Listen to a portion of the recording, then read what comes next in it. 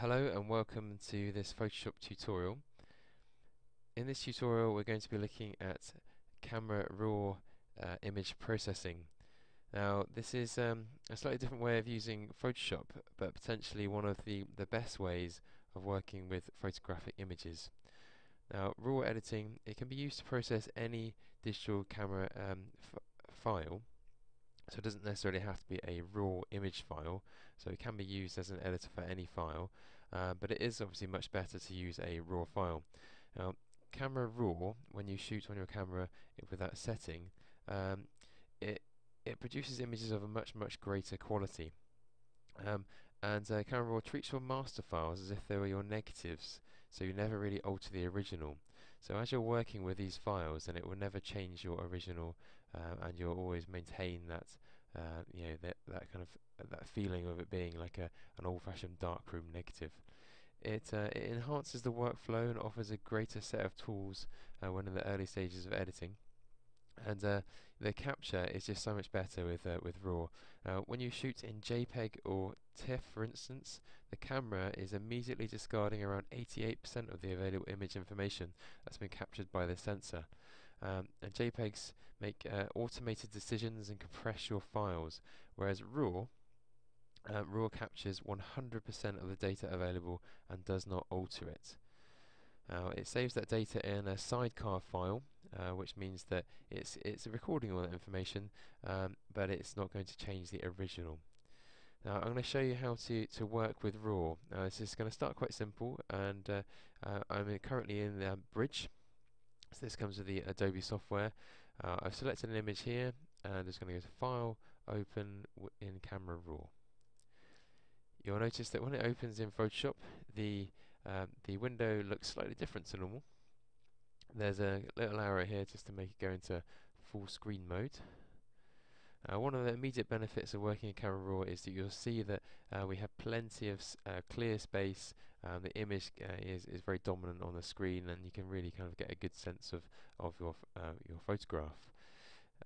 Just to explain the layout of the screen, on the top left here we have some tools.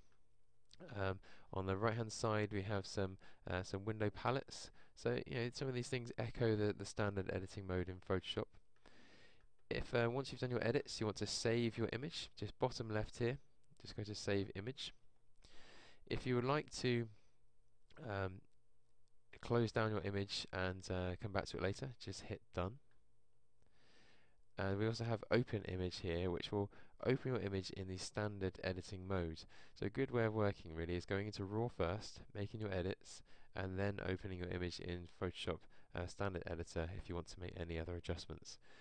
There are certain things that can't be done in RAW that can be done in the Standard Editor, such as detailed manipulations of photographs or using layers. So let's take a look at this. We have our image here, and we have a magnifier, so we can zoom in and zoom out. Nice and straightforward. If we were to zoom in, you could use the hand tool to move around. So pretty much similar to your standard editing mode. We'll come back to some of these in a sec. But on the right hand side, you'll see in this the window palettes, we're currently in basic. This is the kind of standard position for its opening. There are also other tabs you can work through. So we've got tonal curves, detail, hue, saturation, luminance and grayscale, split toning effects, lens corrections, special effects, camera calibration, presets and snapshots. So going back to basic, you'll see in the top right here we have our histogram, so it tells you how much tonal and colour information is within your picture, so that stays there all the time, which is a really useful thing to have on the screen. And if we look into the basic Windows palette here, fairly straightforward really. We're going to start from the top. We've got temperature, so if your image is looking a little bit cold, you could warm it up somewhat. So quite good for portraits if it's been taken on a cold day, or when you're surrounded by fairly cold colours. Equally so, you could take it the other direction if you want to cool down that picture. So very subtle. Tint will change the overall tint of the image, so we can go to more greens or more reds. So between between the green and the magenta, very useful for working with many different types of photographic images. Exposure, so if you're taking your picture and it's a little bit too light, a little bit too dark, then quite simply moving left will darken all of the image, moving right will lighten all of the image. Contrast, again fairly straightforward, moving to the right will increase contrast, moving to the left will decrease contrast. And highlights, moving to the right will affect the highlights mostly, moving to the left will darken those highlights. You can see it in the sky there. And then we have our shadows. So moving to the right will lighten our shadows. So you'll see that the bottom part of the building there is lightened quite nicely, and obviously to the left will darken. Whites will focus mainly on the very bright areas. So if I move to the right, we'll see it just working on the sky. Moving to the left, darkening the sky. So same with blacks. Moving to the right is lightening just the very dark areas.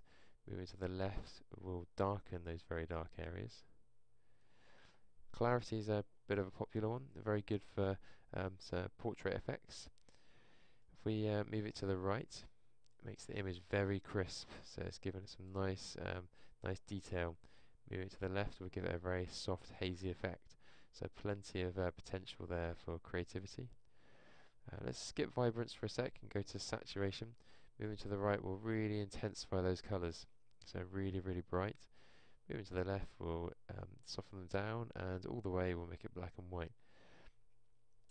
With saturation, there is a risk that you're going out of gamut. You're losing detail. So once you get to a certain level, it will blow out your colours. So you'll get to a maximum colour, and you'll start to lose detail.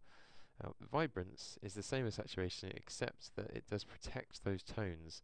So as you're increasing the saturation, it will, once certain colours get to a peak, it will control them and hold them back, and continue to increase the other ones that need it.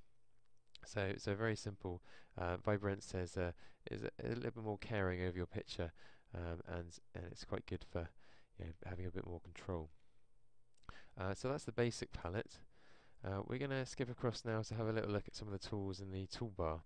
At the top here we have the crop tool. It's quite a good example to show you.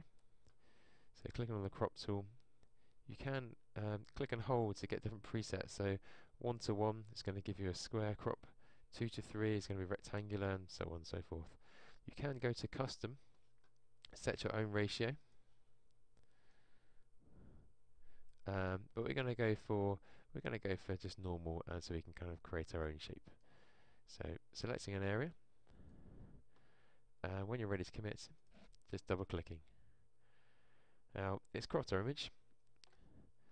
If you like, click and crop again, you'll see that it still retains that data. So whereas it's very easy in standard editing mode to kind of lose information, with Camera Raw it maintains it. So let's double click on that again. I'm just now going to make a few corrections or adjustments. I'm just going to add a bit of contrast.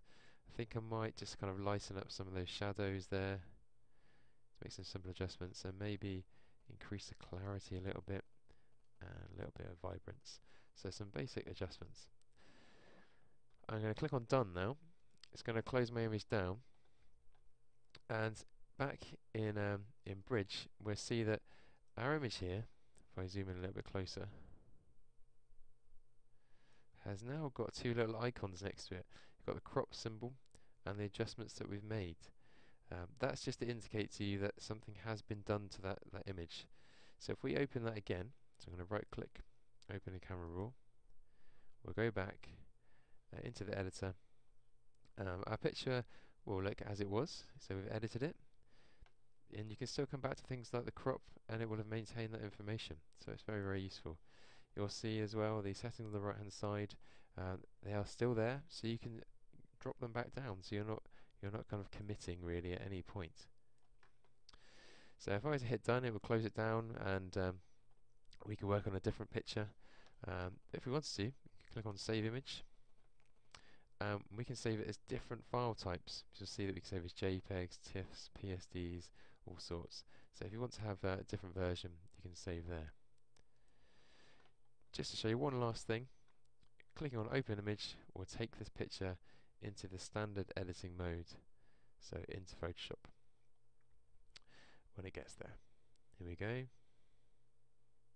So once you're in the standard editing mode, you can carry out the kind of usual tasks that you might do, but there are certain things that you obviously can't do in RAW, which you can do in the standard editing mode. So we've got much greater control over the selection tools, much better control with using layers, and you can be very, very creative with your effects. Okay, so there's our picture. It's quite a big file, it'll take a little while to open. And there we go. So that's kind of a very brief introduction to RAW. There are many, many more things you can do with it, but I think that's probably quite a good start. Thank you very much for watching, and good luck.